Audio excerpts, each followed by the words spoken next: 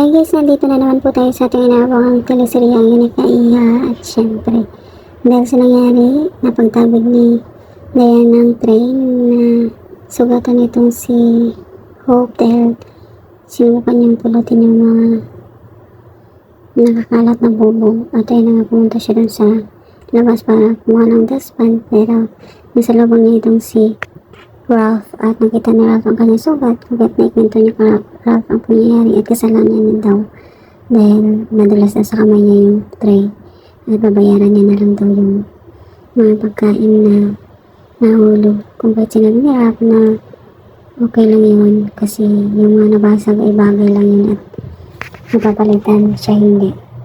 Kung kaya't nagulat itong si Hope at parang natouch sa sinabi ni Ralph. Tinulungan siya na gamutin yung kanyang sugat at sobrang tuwang-tuwa naman itong si Hope dahil sa kabaitan ni Ralph sa kanya. At bumalik na naman siya sa kwarto ni Dayan dahil inihabilin sa kanya ng nurse ang pag-aalaga yung Dayan dahil next day pa yung duty nito kung kaya tayo dahil gusto niya mapa-impress at mapagana loob ng naalagaan. Nagdala talaga siya ng lavender scent kung saan at naamoy ito ni Dayan kung kaya't sinabi nito na paborito niya daw yun at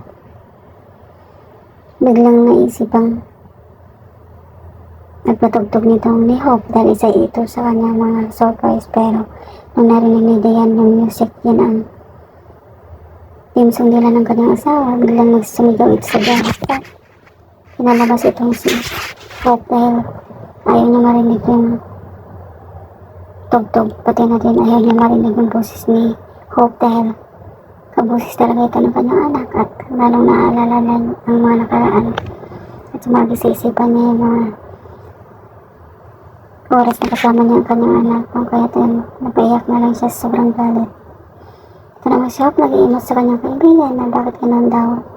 Wala daw nang mamahal sa kanya, never daw siyang in-accept ng kahit sino at bakit lahat daw malupit sa kanya.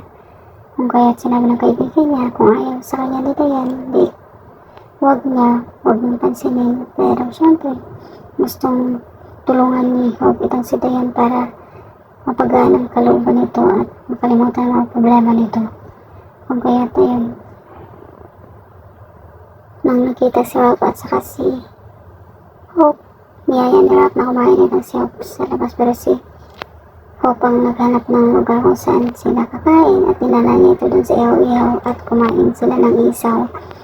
At syempre, ngayon tuwang-tuwa silang dalawa dahil syempre yan daw ang paboritong pagkain ni Hope at syempre gugustuhin na din ni Ralph kahit ayaw niya.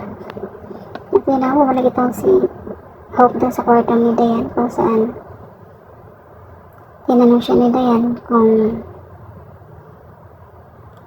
siya ba talaga ang nagligtas dito dahil siyempre bago yun pinuntahan ng kaibigan ni Hope itong si Dayan at sinabi na kung alam mo lang na si Hope ang nagligtas sa iyo, kung kaya tayo tahimik lang itong si Dayan, pero may kinikim-kim magalit kung kaya nung sinabi ni Hope na siya ang nagligtas kay Dayan nung nadisgrasya ito sa sasakyan. Sobrang galit na galit ito dahil bakit daw siya sinalba dahil yan na daw ang hinihintay ng pagkakataon para makasama ang kanyang mag-ama.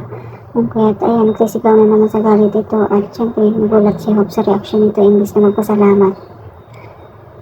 At yung abangan natin yung ama ni Dayan, susunduin siya para balik sa Maynila at nakita niya mismo si Hope. Kung katagulat siya na nasabi niya na siya ba yung nag-aalaga sa'yo. At ayun na guys, abangan natin ang masusunod na manata. Maraming salamat sa panonood. Please don't forget to like, subscribe, and press the bell button for you to notify on my next video. Thank you guys!